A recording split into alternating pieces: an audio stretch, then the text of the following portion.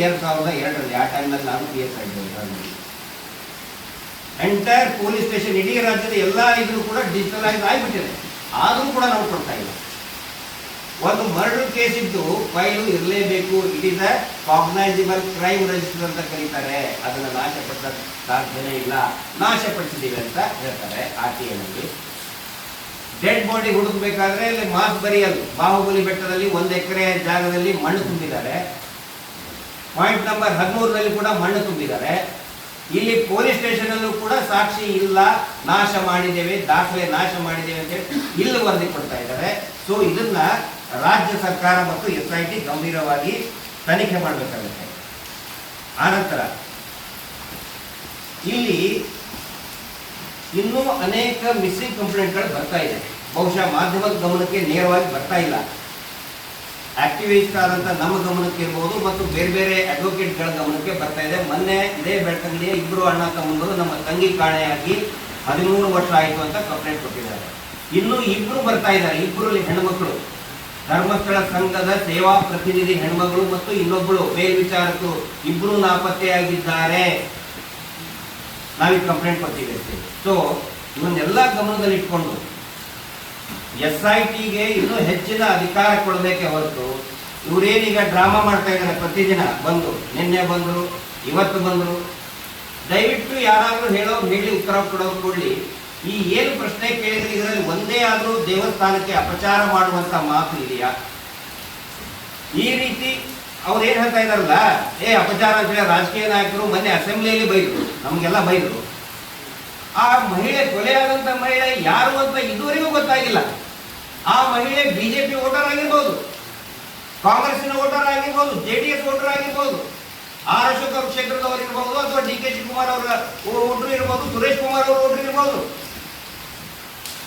ಎಲ್ಲ ಇವನ್ನ ಬಲಿಗೊತ್ತಿ ದೇವಸ್ಥಾನಕ್ಕೆ ಅಪಪ್ರಚಾರ ಅಂತ ಮಾಡ್ತಾ ಇದ್ದಾರೆ.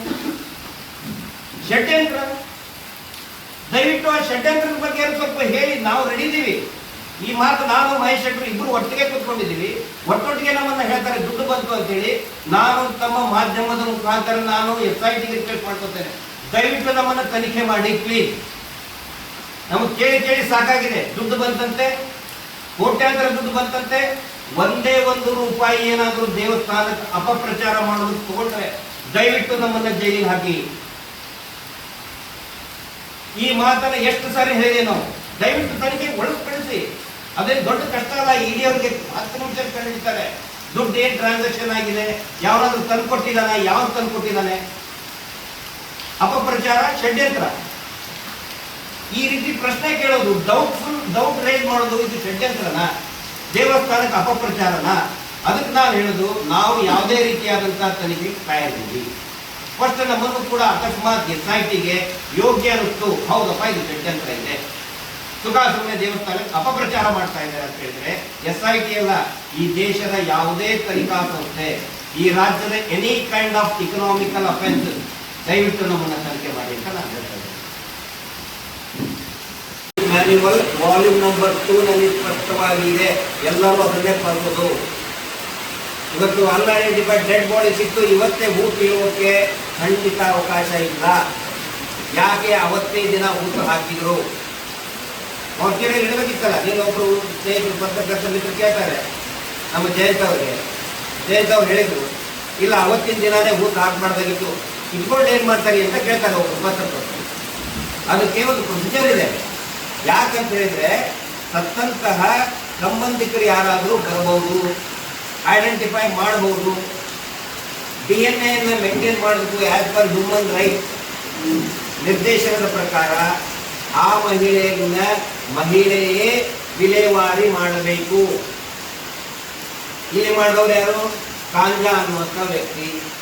ಅವತ್ತಿನ ದಿನವೇ ಯಾಕೆ ಮಾಡಿದ? ಎಲ್ಲವೂ ಕೂಡ ಅವರೇ ಕೊಟ್ಟಂತ ರಸೀಟು, ಅವರೇ ದಾಖಲು ಮಾಡಿದಂಥ FIR ನಲ್ಲಿ ಇದೆ. ಮತ್ತೊಂದು ಪ್ರಮುಖವಾದಂತಹ ರೂಪೋದ್ಯಗಳಿದೆ. ತಾವು ಗಮನಿಸಿ, ಇದರಲ್ಲಿದೆ SHO ಧರ್ಮಸ್ಥಳ ರೆಕಮೆಂಡ್ ಮಾಡ್ತಾರೆ. ಏನಂತ ಹೇಳಿದ್ರೆ, ಈಗ ಹೇಳ್ತಾರೆ, ಬರೀತಾರೆ ಅವರು. ಸೆಕ್ಷನ್ 302, 201 ಪ್ರಕಾರ ಶವವು ಅನಾಥವಾಗಿದ್ದರಿಂದ ಬೆಳ್ತಂಗಡಿ ನಗರ ಪಂಚಾಯತ್ನಿಂದ ದಫನ್ ವಿದಿನ್ ಬ್ರಾಕೆಟ್, ದಯವಿಟ್ಟು ನೋಟ್ ಮಾಡಿ, ದಹನ ಅಂತ ಇದೆ. ದಹನ ಅಂತ ಹೇಳಿದ್ರೆ ಬರ್ನ್ ಮಾಡೋದು, ಸುಡೋದು. ಯಾವುದೇ ಕಾರಣಕ್ಕೂ ಕೂಡ ಅನ್ಐಡೆಂಟಿಫೈಡ್ ಡೆಡ್ ಬಾಡಿಯನ್ನ ಸುಡುವಂತಹ ಅಧಿಕಾರ ಪೊಲೀಸರಿಗಾಗಲಿ ಅಥವಾ ಯಾವುದೇ ವ್ಯಕ್ತಿಗಳಿಗೆ ಇಲ್ಲ. ಇಲ್ಲಿ ಅವರು ರೆಕಮೆಂಡ್ ಮಾಡ್ತಾರೆ ದಹನ, ವಿದಿನ್ ಬ್ರಾಕೆಟ್ ಇದೆ ದಹನ. ಯಾಕೆ ಮಾಡಿದ್ರು? ಒಂದು ವೇಳೆ ಇವರು ಹೀಗೆ ಬರೆದಿದ್ದಕ್ಕೆ ಇಟ್ ಅವಷ್ಟು ಸಾಕ್ಷಿ ನಾಶಕ್ಕೆ ಇದು ಎಡೆ ಮಾಡಿಕೊಡ್ತಾರೆ. It attracts an offence of destruction of evidence. ಅದ್ರ ಬಗ್ಗೆ ಏನಾದರೂ ಕ್ರಮ ಕೈಗೊಂಡಿದ್ದಾರ ಆ ಅಧಿಕಾರಿ ಮೇಲೆ? ಯಾವುದೂ ಇಲ್ಲ. ನಾವು ಕೇಳಿದ್ದೇವೆ, ಯಾವುದೂ ಇಲ್ಲ ಅಂತ. ಆನಂತರ ಇಷ್ಟೆಲ್ಲ ನಾನು ಹೇಳಿದ್ದಲ್ಲ, ಇನ್ನೊಂದು ಅಂಶ ಇಲ್ಲಿ ಬೆಳಕಿಗೆ ಬರ್ತದೆ. ಇದರಲ್ಲಿನೇ ಹೇಳ್ತಾರೆ ನೋಟಿಸ್ನಲ್ಲಿ, ಶವವು ಅನಾಥವಾಗಿದ್ದು ಬೆಳ್ತಂಗಡಿ ನಗರ ಪಂಚಾಯತ್ನಿಂದ ದಫನ ಮಾಡಿದ ಬಗ್ಗೆ, ಅಂದ್ರೆ ದಫನ ವಿದಿನ್ ಬ್ರಾಕೆಟ್ ದಹನ ಮಾಡಿದ ಬಗ್ಗೆ ಮಾಹಿತಿಗಾಗಿ. ಹೌದಾ? ಧರ್ಮಸ್ಥಳ ಗ್ರಾಮ ಪಂಚಾಯತಿ ಒಂದು ಜುರಿಸ್ಡಿಕ್ಷನ್. ಅದಾದ ನಂತರ ನೆಕ್ಸ್ಟ್ ಬರೋದು ಉಜಿರೆ ಬರ್ತದೆ. ಉಜಿರೆ ಬಂದ ನಂತರ ಬೆಳ್ತಂಗಡಿ ಪಂಚಾಯತಿ ಬರ್ತದೆ. ಧರ್ಮಸ್ಥಳ ಪೊಲೀಸ್ ಔಟ್ ಪೋಸ್ಟಿನ ಅಧಿಕಾರಿಗೆ ಬೆಳ್ತಂಗಡಿ ನಗರ ಪಂಚಾಯತಿ ಕೊಡುವಂತಹ ಅಧಿಕಾರ ಎಲ್ಲಿ ಬಂತು? ಅಲ್ವಾ? ಘಟನೆ ಆಗಿದ್ದು ಧರ್ಮಸ್ಥಳದಲ್ಲಿ. ಇವರು ವಿಲೇವಾರಿ ಮಾಡಿ ಅಂತ ರಿಕ್ವೆಸ್ಟ್ ಕೊಟ್ಟಿದ್ದಲ್ಲಿ ಬೆಳ್ತಂಗಡಿ ನಗರ ಪಂಚಾಯತ್ಗೆ. ಬಿಲ್ ಇಶ್ಯೂ ಆಗಿದ್ದು Dharmasthala panchayat bill receipt issue ಮಾಡ್ತಾರೆ. ಅಂದ್ರೆ ಕೊಲೆ ಯಾವನೋ ಮಾಡಿದ್ದು, ಯಾವನೋ ಕೇಸ್ ರಿಜಿಸ್ಟರ್ ಮಾಡಬೇಕಾಗಿದ್ದು ಬೆಳ್ತಂಗಡಿ ಸಿಪಿಐ, ಮಾಡಿದ್ದು ಇವರು ಇನ್ವೆಸ್ಟಿಗೇಷನ್ ಮಾಡ್ತಾ ಇರೋದು ಔಟ್ಪೋಸ್ಟ್ ಅವರು. ಇವ್ರು ಹೇಳ್ತಾರೆ ಪಂಚಾಯತಿನವರು, ಧರ್ಮಸ್ಥಳ ಗ್ರಾಮ ಪಂಚಾಯತಿನವರು ನಾವು ದಫನ್ ಮಾಡಿದೀವಿ ಅಂತ ಹೇಳ್ತಾರೆ. ಬಟ್ ರಿಕ್ವೆಸ್ಟ್ ಕಳಿಸಿದ್ದು ಮಾಡಿದ್ದು ಎಲ್ಲವೂ ಕೂಡ ಬೆಳ್ತಂಗಡಿ ನಗರ ಪಂಚಾಯತಿ. ಇದರಿಂದ ಸರ್ ಬಹಳ ಸ್ಪಷ್ಟವಾಗಿ ಗೊತ್ತಾಗುತ್ತೆ, ಕೊಲೆಯಾದಂತಹ ಶವಗಳ ವಿಲೇವಾರಿಯನ್ನ ಅಕ್ರಮವಾಗಿ ಇವರು ಮಾಡಿದ್ದಾರೆ ಅಂತ ಹೇಳಿ ಎಲ್ಲಾ ದಾಖಲೆಗಳಿಂದ, ಇದೇ ಒಂದು ದಾಖಲೆ ಸರ್, ಅಕ್ರಮವಾಗಿ ವಿಲೇವಾರಿ ಮಾಡ್ತಾ ಇದ್ದಾರೆ ಅಂತ ಹೇಳಿ ಬಹಳ ಸ್ಪಷ್ಟವಾಗಿ ಗೊತ್ತಾಗುತ್ತೆ. ಇನ್ನೂ ಒಂದು ಆಶ್ಚರ್ಯಕರ ಘಟನೆ ಇದೇ ನೋಟಿಸಲ್ಲಿ, ಸೇಮ್ ನೋಟಿಸ್, ಇದೇ ನೋಟಿಸಲ್ಲಿ ಇನ್ನೂ ಒಂದು ವ್ಯಕ್ತಿಯ ಶವವನ್ನ ಕಳಿಸ್ತಾರೆ.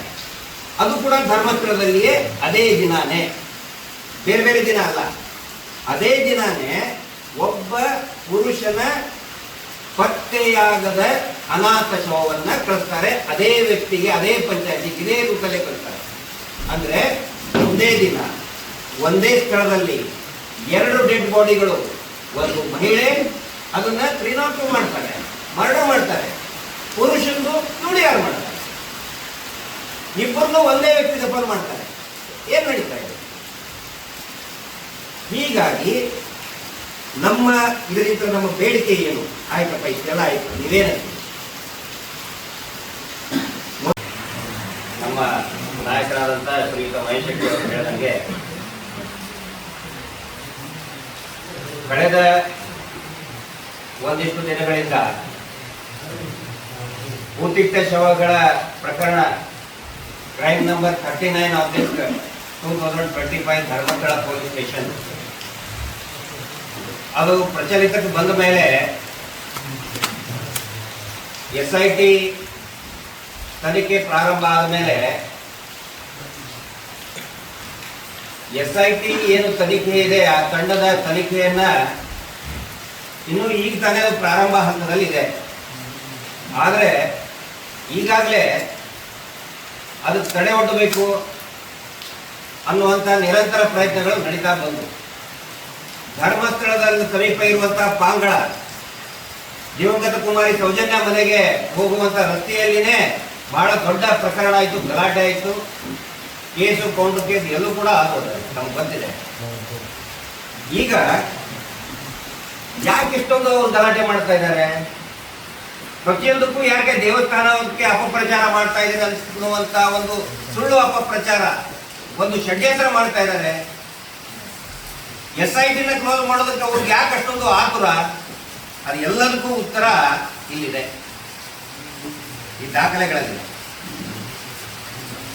ನಮ್ಮ ಜೊತೆಗಾರರಾದಂತಹ ಶ್ರೀಯುತ ಜಯಂತ್ ಟಿ ಅವರು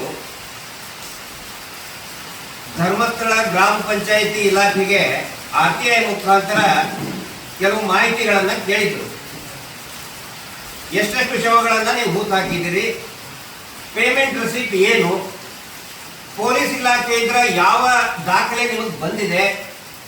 ತಮಗೂ ಕೂಡ ಗೊತ್ತಿರಬಹುದು, ಧರ್ಮಸ್ಥಳ ಗ್ರಾಮ ಪಂಚಾಯಿತಿಯವರು ಇನ್ನೂ SIT ಪ್ರಾರಂಭ ಆಗಿದ್ದೇ ಇಲ್ಲ. ಅವಾಗಲೇ ಆ ಪಂಚಾಯಿತಿ ಉಪಾಧ್ಯಕ್ಷರು ಅಧ್ಯಕ್ಷರು ಎಲ್ಲರೂ ಸೇರಿ ನಾವೇ ಹೂತಾಗಿದ್ದು ಅಂತೆಲ್ಲ ಕೂಡ ಹೇಳಿದ್ರಿ. ಮಾಹಿತಿ RTIನಲ್ಲಿ ಹಾಕಿ ಅಂತ ಹೇಳಿದ್ರು. ಅದೇ ರೀತಿಯಲ್ಲಿ ನಮ್ಮ ಟಿ ಜಯಂತ್ ಅವರು ಮಾಹಿತಿಯನ್ನು ಹಾಕಿದ್ರು. ಅದರಲ್ಲಿ ಅನೇಕ ಪ್ರಕರಣಗಳು ಸಂಶಯಾಸ್ಪದಕ್ಕೆ ಈಡಾಗುವಂಥದ್ದಿದೆ. ಅದರಲ್ಲಿ ಒಂದು ಉದಾಹರಣೆ ಈಗ ನಾನು ನಿಮ್ಮ ಮುಂದೆ ಹೇಳ್ತಾ ಇದ್ದೇನೆ. ಅತ್ಯಂತ ಭಯಾನಕವಾದಂತಹ ಪ್ರಕರಣ ಅದು. ಏನು ಅಂದ್ರೆ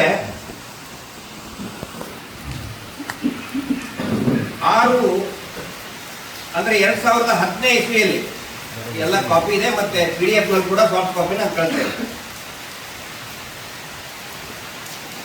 6/4/10 ಧರ್ಮಸ್ಥಳ ಪೊಲೀಸ್ ಸ್ಟೇಷನ್ ನಿಂದ, ಅಂದ್ರೆ ಪೊಲೀಸ್ ಔಟ್ಪೋಸ್ಟ್, ಅದು ಪೊಲೀಸ್ ಔಟ್ಪೋಸ್ಟ್ ನ ಠಾಣಾಧಿಕಾರಿ ಒಂದು ಪತ್ರವನ್ನು ಬರೀತಾರೆ, ಒಂದು ನೋಟಿಸ್ ಇಶ್ಯೂ ಮಾಡ್ತಾರೆ. ಯಾರಿಗೆ? ಧರ್ಮಸ್ಥಳ ಗ್ರಾಮ ಪಂಚಾಯಿತಿಯ ಕಾರ್ಯದರ್ಶಿಗಳಿಗೆ. 2 ಉಲ್ಲೇಖ ಮಾಡ್ತಾರೆ. ಒಂದು, ಅಪರಿಚಿತ ಪುರುಷನ ಶವ, ಆ ಹೆಣವನ್ನು ಡಿಸ್ಪೋಸಲ್ ಅಂತ ಹೇಳಿದ್ರೆ ವಿಲೇವಾರಿ. ಅದೇ ಲೆಟರ್ನಲ್ಲಿ ಇನ್ನೊಂದು ಉಲ್ಲೇಖ ಮಾಡ್ತಾರೆ, ಅಪರಿಚಿತ ಮಹಿಳೆಯ ಕೊಲೆಯಾದ ಶವದ ಕುರಿತಾಗಿ, ಕ್ರೈಮ್ ನಂಬರ್ 84/2010. ಅಪರಿಚಿತ ಮಹಿಳೆ ಅವ್ರು ಹೇಳ್ತಾರೆ, ಎಲ್ಲಿ ಸಿಕ್ತು ಅಂತ ಹೇಳಿದ್ರೆ ಅದು ಶರಾವತಿ ಲಾಜಿನ ಒಳಗಡೆ ಅಂತ ಹೇಳ್ತಾರೆ. ಇದ್ಯಾವುದು ಕೂಡ ನಾವು ಹೇಳ್ತಾ ಇರೋದಲ್ಲ, RTIನಲ್ಲಿ ತಗೊಂಡಂತ ದಾಖಲೆಯಲ್ಲಿ ಇರುವಂಥದ್ದು. ಇಲ್ಲಿ ಫಸ್ಟ್ ನಾನು ಆ ನೋಟಿಸ್ನಲ್ಲಿ ಏನಿದೆ ಮತ್ತು ಅದರ ಇದರದ್ದು ಇನ್ವೆಸ್ಟಿಗೇಷನ್ ಆಫೀಸರ್ ಇರೋದು ಯಾವತ್ತಿಗೂ ಕೂಡ ಹೀನಸ್ ಕ್ರೈಮ್ ಇದ್ದಾಗ, ಅಂದರೆ ಗಂಭೀರ ಅಪರಾಧಗಳು ಇದ್ದಾಗ, ಕೊಲೆಯಂತಹ ಪ್ರಕರಣಗಳು ಇದ್ದಾಗ, it is always above the rank of CPI and above 3 star. ಜನಸಾಮಾನ್ಯರ ಭಾಷೆಯಲ್ಲಿ 3 ಸ್ಟಾರ್ ಅಂತಾರಲ್ಲ, ಅದು ಪೊಲೀಸ್ ಇನ್ಸ್ಪೆಕ್ಟರ್ ಆಗಿರ್ಬೋದು, CPI ಆಗಿರ್ಬೋದು. CPI ಅವರು ಇನ್ವೆಸ್ಟಿಗೇಷನ್ ಮಾಡಬೇಕಲ್ಲ, ಆ ಶವದ ವಿಲೇವಾರಿ, ಪೋಸ್ಟ್ ಮಾರ್ಟಮ್ಗೆ ಕಳಿಸೋದಾಗ್ಲಿ ಅಥವಾ ಡಿಸ್ಪೋಸಲ್ ಆಗಲಿ ಎಲ್ಲವೂ ಕೂಡ CPI ಅವರೇ. ಇಲ್ಲಿ CPI ಬೆಳ್ತಂಗಡಿ. ಯಾಕಂತ ಹೇಳಿದ್ರೆ ಆ ಟೈಮಲ್ಲಿ ಧರ್ಮಸ್ಥಳ ಪೊಲೀಸ್ ಸ್ಟೇಷನ್ ಇದ್ದಿದ್ದಿಲ್ಲ.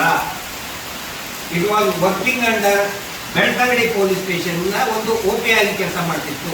ಇಲ್ಲಿ ಪ್ರಶ್ನೆ ಬರೋದು, ಧರ್ಮಸ್ಥಳದ OPಯಲ್ಲಿ ಇರ್ತಕ್ಕಂತಹ ಠಾಣಾಧಿಕಾರಿ ಬೆಳ್ತಂಗಡಿ CPI ಅವ್ರಿಗೆ, ಯಾಕಂದ್ರೆ ನೋಡಿದ್ರೆ ನನಗೆ ಅನ್ಸುತ್ತೆ, ಯಾಕಂತ ಹೇಳಿದ್ರೆ ಆ ಲೆಟರ್ನಲ್ಲಿ, ಈ ಲೆಟರ್ನಲ್ಲಿ ಬೆಳ್ತಂಗಡಿ CPI ಮಾಹಿತಿನೇ ಇಲ್ಲ. ಅವರ ಸೀಲ್ ಆಗಲಿ, ಸಿಗ್ನೇಚರ್ ಆಗಲಿ, ಅಕ್ನಾಲೇಜ್ಮೆಂಟ್ ಆಗಲಿ ಏನೂ ಇಲ್ಲ. ಇದರಿಂದ ನನಗೆ ಅನ್ಸುತ್ತೆ, ಬಹುಶಃ ಯಾರು ಇನ್ವೆಸ್ಟಿಗೇಟ್ ಮಾಡುವಂತ ಅಥರೈಸ್ಡ್ ಆಫೀಸರ್ ಇರ್ತಾರೆ, ದಟ್ ಈಸ್ CPI, ಅವ್ರ ಗಮನಕ್ಕಿಂದಲೇ ಬರೆದ್ಬಿಟ್ಟಿದ್ದಾರೆ ಇವರು ಅನ್ನುವಂತ ಸಂಶಯ ಬರುತ್ತೆ. ಯಾಕಂದ್ರೆ ಏನೂ ಇಲ್ಲ, ಇದು only letter correspondence between outpost and Dharmasthala ಗ್ರಾಮ ಪಂಚಾಯತ್, ಇಷ್ಟೇ ಇದೆ. ಇದು ಒಂದು ಗಮನಿಸಬೇಕು. ಎರಡನೇದ್ದು,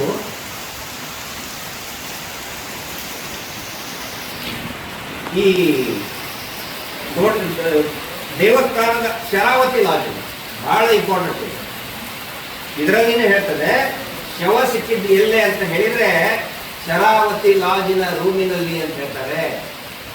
ಅಂದ್ರೆ ಶರಾವತಿ ಲಾಜಿನ ರೂಮಿನಲ್ಲಿ ಅಪರಿಚಿತ ಮಹಿಳೆ ಹೆಂಗೆ ಆದ್ರು? ನಾವು ಕೂಡ ಅನೇಕ ವರ್ಷಗಳಿಂದ ಧರ್ಮಸ್ಥಳಕ್ಕೆ ಹೋಗಿದ್ದೇವೆ, ಶ್ರೀ ಕ್ಷೇತ್ರಕ್ಕೆ ಹೋಗಿದ್ದೀವಿ, ಅಲ್ಲಿ ವಾಸವನ್ನು ಕೂಡ ಮಾಡಿದ್ದೀವಿ, 2 ದಿನ 3 ದಿನ ಕೂಡ ಇದ್ದಿದ್ದೀವಿ. ಎಂಟ್ರಿ ಆದ ತಕ್ಷಣ ರಿಸೆಪ್ಷನ್ ನಲ್ಲಿ ನಮ್ದು ID ಕೊಡಬೇಕು, what ever, voter ID PAN card ಏನಾದ್ರು ಕೊಡ್ಲೇಬೇಕು, ಲೈಸೆನ್ಸ್ ಕೊಟ್ಟರೆ ಮಾತ್ರ ಒಳಗಡೆ ಬಿಡ್ತಾರೆ.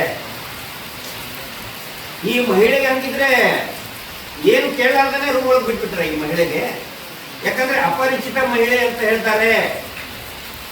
ಯಾವಾಗ ಒಂದು ಅಪರಿಚಿತ ಮಹಿಳೆ ಅಥವಾ ಪುರುಷನ ಯಾವುದೇ ಶವ ಅಪರಿಚಿತ ಅಂತ ಇದ್ರೆ ಫಸ್ಟ್ ಕೆಲಸ ಮಾಡಬೇಕಾಗಿರೋದು ಪೊಲೀಸರು ಆ ಶವನ ಗುರುತು ಪತ್ತೆ ಹಚ್ಚಬೇಕು. ಅದಕ್ಕೆ ಬೇಕಾದಂತ ವಿವರನ್ನು ಕೂಡ ನಿಮಗೆ ನಾನು ಕಳಿಸ್ಕೊಡ್ತಾ ಇದ್ದೀನಿ.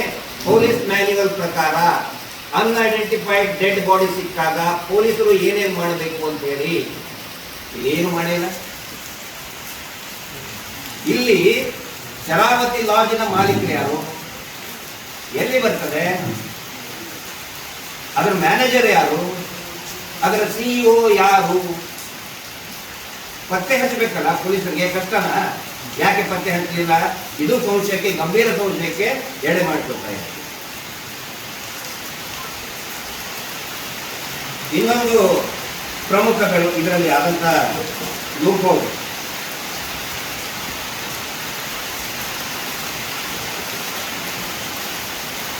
ಪಂಚಾಯಿತಿ ರಸೀದಿ ದಿನಾಂಕ.